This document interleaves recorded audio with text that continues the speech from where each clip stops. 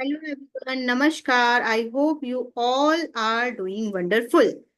Today I am with a small video on what is the role of supplier activities in GXP computer system compliance. Friends, please watch this video till end. This is a very small video and I hope my family can watch this video till the end. You are with me. I'm Hema Sharma. You are with me to watching this small video. Friends, we all know about the supplier role in our GXP system.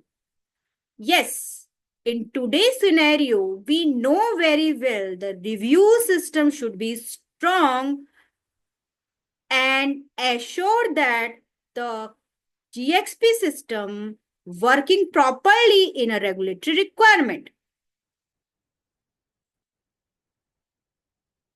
But previously, we know very well we are totally depend upon the supplier and supplier working in a very smart way so that they can escape many things. But not today.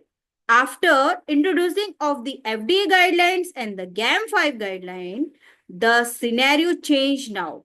We have to understand that as a supplier, this is our responsibility that we can achieve the not only the requirement of the customer, but also the what is the regulatory want with us to achieve the data integrity requirement to achieve the compliance.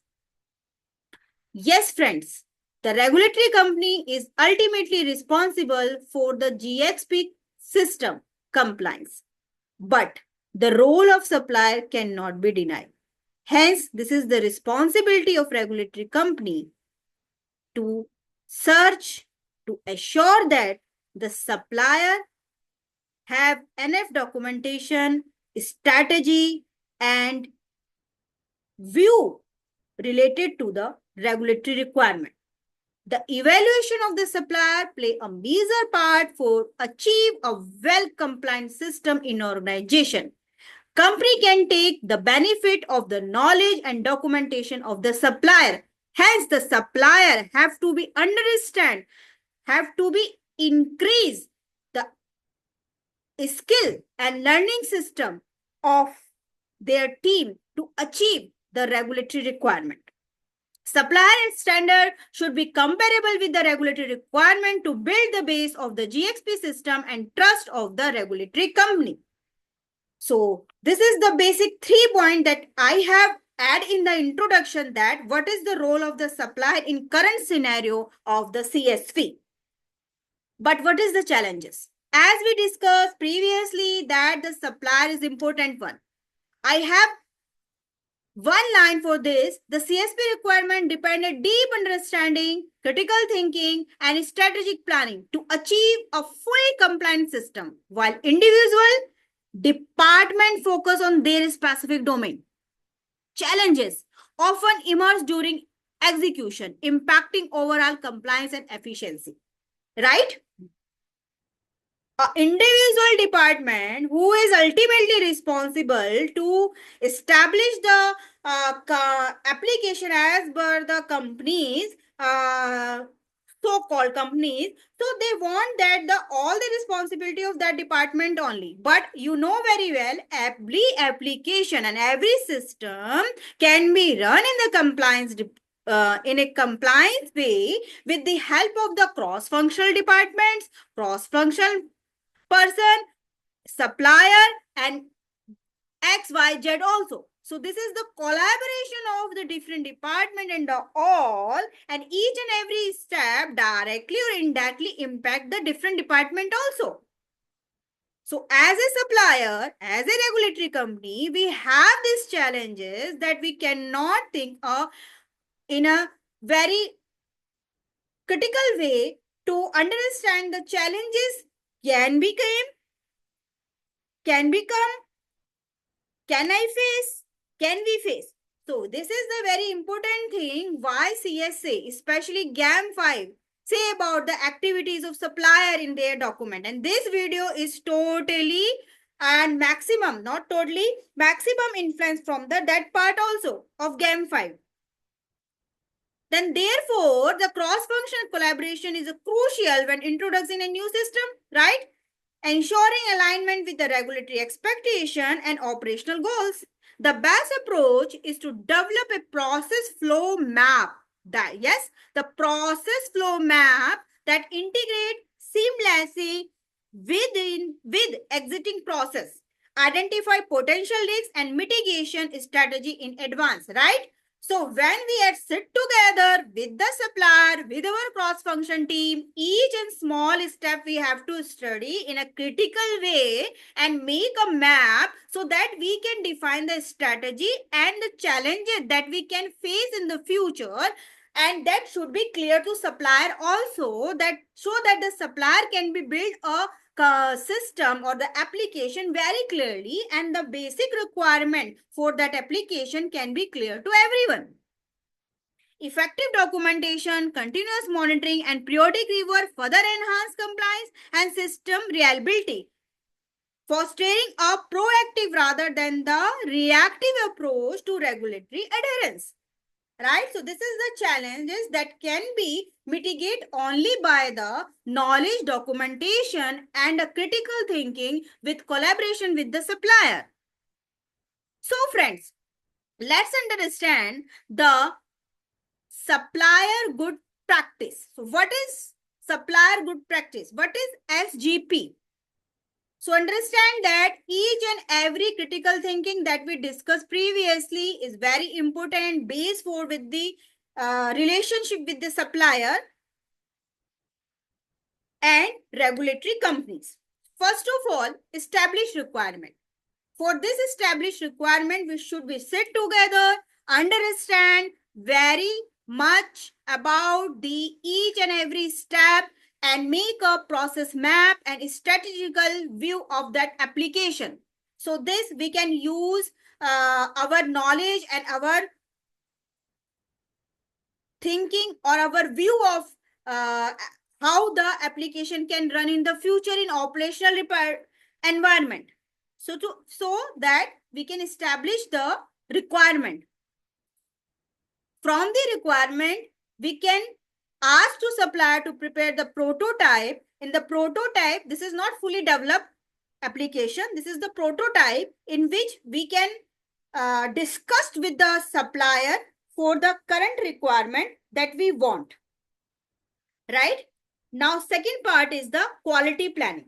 How the supplier do the quality planning means how they plan their person, how the QMS working, how the development process can be achieved, and how the documentation have to be prepared, and which type of previously required document can be used. This is all come in the quality planning of the supplier. Establish QMS. Supplier should have established QMS in which the process being followed to deliver and support the product, application, or the service. Right? The supplier should be clear about the responsibility, including about the QA and other group of the development, support, any finance related, any marketing related requirement. So this all come in the quality management system of the supplier. Supplier should be clear how they have approach for the continuous improvement in their system.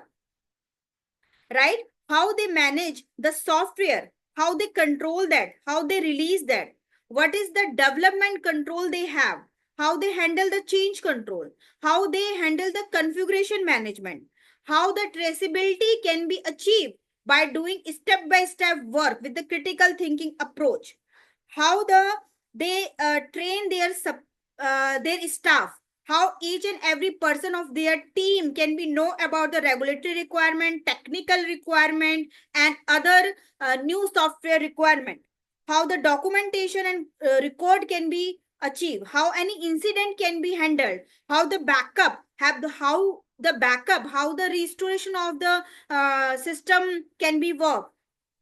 Okay, see, these all the things come in the QMS part of the supplier, and each and every supplier should be very clear about this, including the continual improvement of their system, capability of their system, and how the requirement of regulatory organization can be achieved, because day to day the regulatory requirement are going to be upgrade, and the requirement of that software, there should be always the provision to update that also. So this is come in the established QMS. That after that we can say that if there is any sub supplier, means they are, if the supplier is associated with other sub supplier for any work or any software related requirement, any support, so how they handle that, how the assessment there is with the supplier for that also, this should also be there with the supplier. Then specification, yes, you have the user requirement, then you have to prepare your FS, right? So we know very well the FS is the one of the document that is prepared by the supplier. So how the FS can be prepared, how the functional specific can be worked. So functional specification should be clear and completely describe whatever the product we are going to be prepared, right? With the help of the our regulatory company. Specification may be covered one or more document depending upon the application.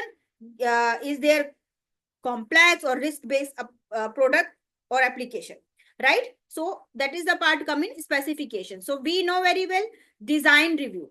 So yes, on the basis of our specification, we supplier prepared the design. So how they review the design, how they identify the each and every step are achieved or not in the design, or if there is any incident or the ultimate issue that can be happen, so how can they change that design also, this is should be clear to supplier also, right? After that, configuration accordingly, the requirement, how we configure our application.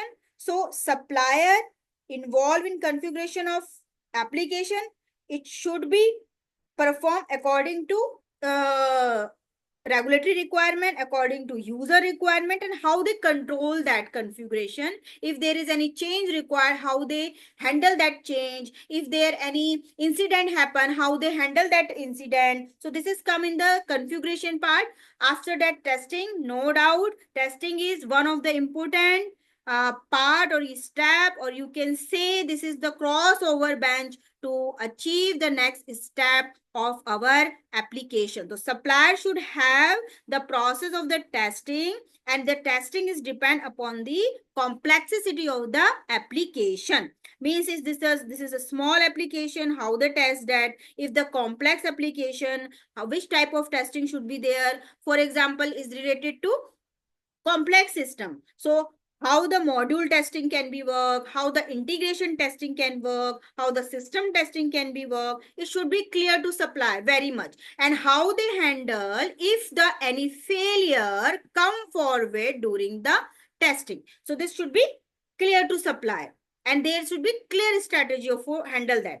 After that, what will be the requirement of the supplier to release the system, how they release the system for the commercial use, for operational use. What is the criteria for that? They are going to be training, who will be the responsible for which type of the work, and how they retain the record, how the all the testing can be come together to release that, how they summarize the changes. This is come in the release of the system. So it should be clear to supplier also, right?